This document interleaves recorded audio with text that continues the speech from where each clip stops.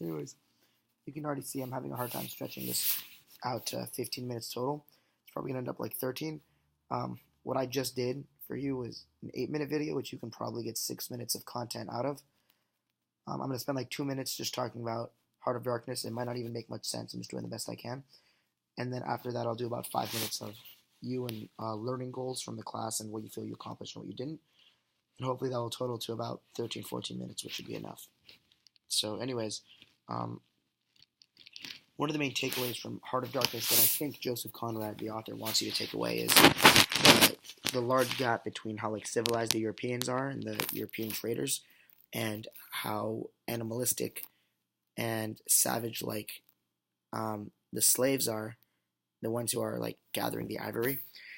And once you take a guy like Kurtz, who was at first supposed to be this legendary European tradesman, and you stick him in an environment full of the savages and the animalistic slaves for a long time, Kurtz actually turns into one of them. So I think I could be wrong, but one of the takeaways I have from Heart of Darkness is how the author wants us to realize how our environment plays a really big factor into who we are.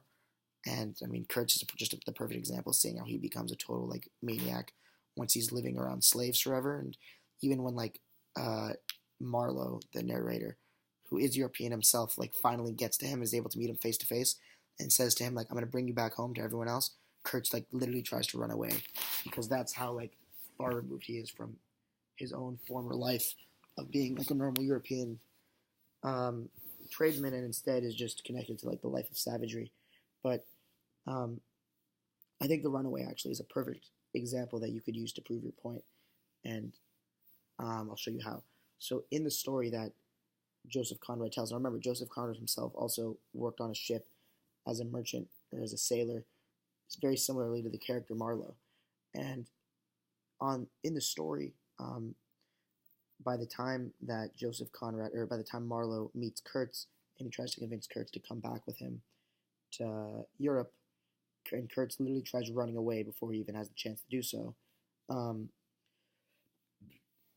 the point that the story is trying to make is that Kurtz is so connected to his life as a savage and as a slave, not as a slave, but like living that style of life, that he doesn't even want to return back to Europe. And in real life, this probably didn't happen, right? That's why it's fiction and not like a historically accurate piece of work. But Conrad's able to prove the point that he wants his reader to come away with. The point being that um, that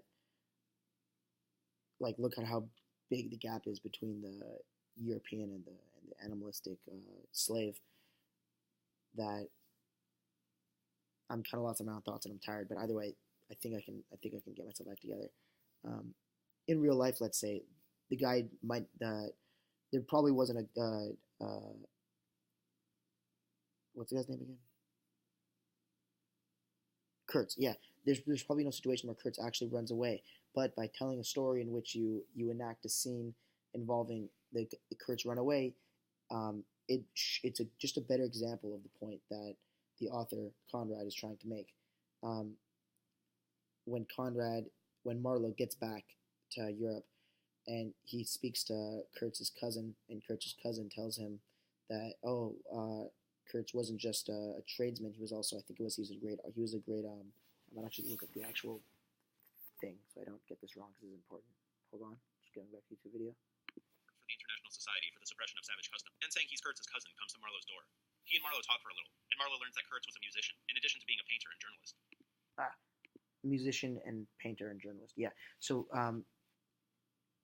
when Marlowe finally gets back to Europe, he sees that he talks to Kurtz's cousin, and he finds out that Kurtz was actually a painter and a musician and a journalist, and it really like parallels the two Kurtzes who the readers know. We know one as the most recent version of Kurtz that we see as the savage in Africa, who like is essentially an animal, but then the guy he was like beforehand, apparently according to Kurtz's cousin, is a musician and a reporter and a journalist, and yeah, just to kind of come full circle.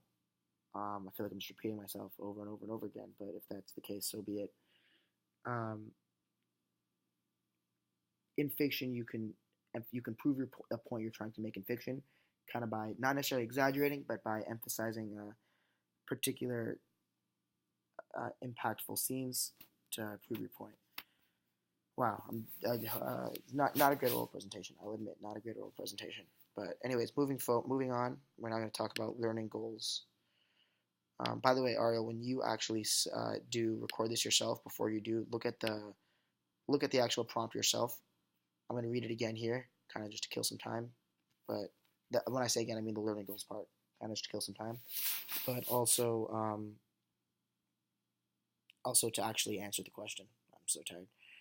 Okay, so the second part of this final oral report is to talk about the learning goals and how I've achieved or not achieved them.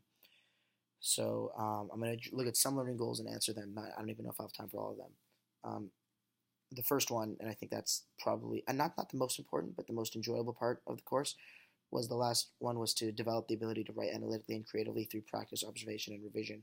Now, I'm sure in any English class that somehow is the goal, to write analytically and creatively through practice, observation, and revision. But in this class was the first time that I kind of wrote actually, I'm going to pause and then continue this in a minute.